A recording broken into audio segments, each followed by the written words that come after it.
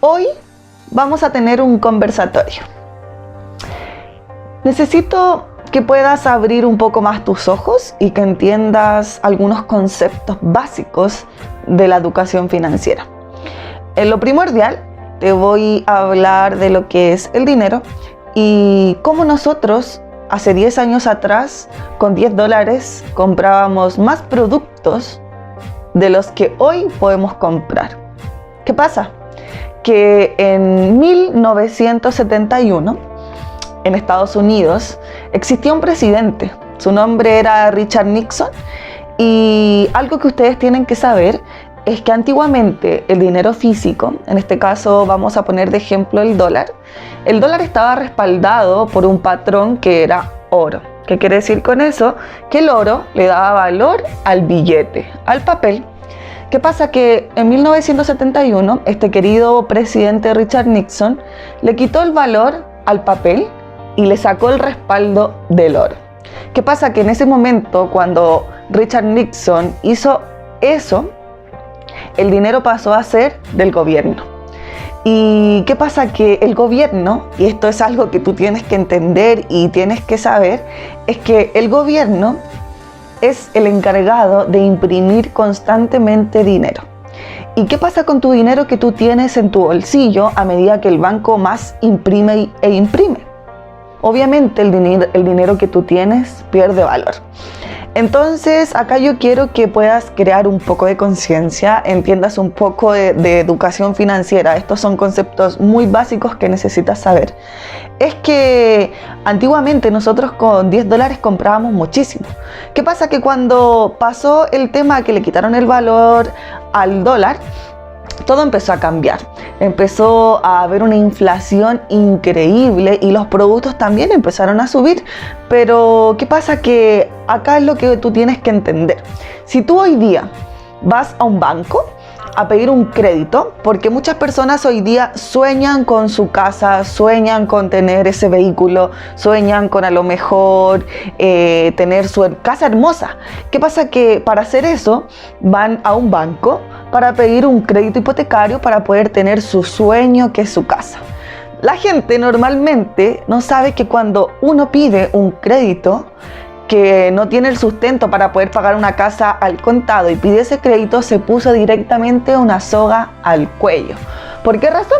Porque cuando tú vas al banco y tú le pides ese crédito de 5, 10, 30, 50, 60 mil dólares a un banco, ¿qué pasa? Que el banco, ¿qué hace? Imprime ese dinero que tú necesitas.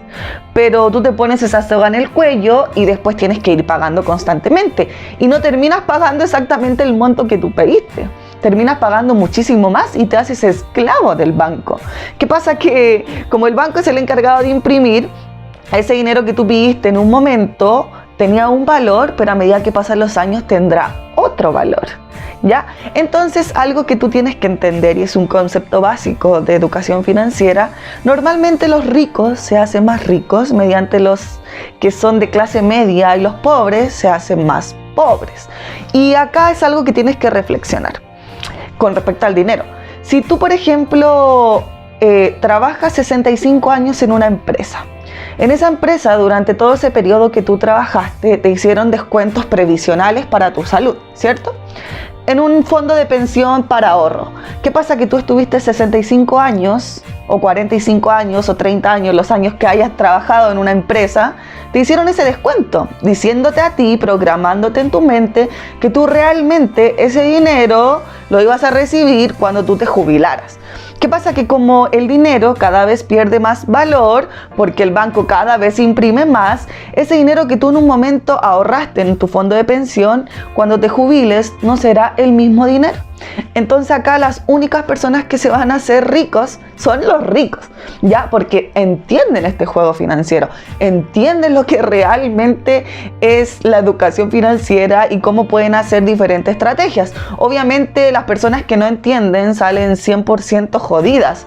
Y eso es lo que muchas personas alegan, muchas personas discuten. Pero si nosotros nos ponemos a pensar en esto, si yo me pusiera a estudiar, me empezara a desarrollar un poco más, entendiera lo que es el dinero, entendiera cómo puedo hacer dinero, ¿ya? Y entendiera que ahorrando yo no me voy a volver rico. Mucha gente, por ejemplo en mi país, suelen decir que tienen el dinero guardado bajo el colchón de la cama. Si tú estás 50 años guardando el dinero en el colchón de la cama, te aseguro que no te vas a volver rico. ¿Sabes por qué? Porque el dinero que tú empezaste a ahorrar en ese primer año, hasta llegar a los 50 años de ahorro, como el dinero se devalúa tanto, no será lo mismo, no tendrá el mismo valor. Entonces te invito a que reflexiones esto. Si tú hoy día estás ahorrando, invierte ese dinero.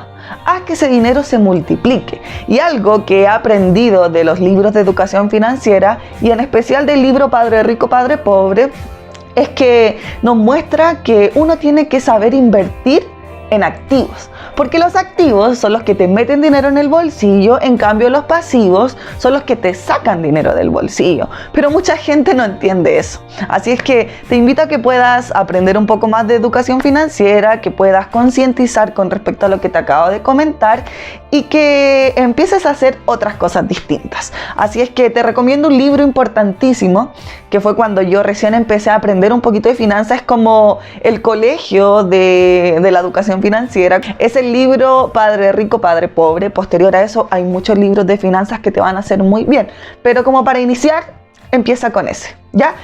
Acuérdate, no olvides suscribirte en el canal, no olvides activar la campana, porque constantemente vamos a estar subiendo este tipo de contenido que te va a servir muchísimo para poder crecer, para poder aprender y también para poder tomar acción. Chao.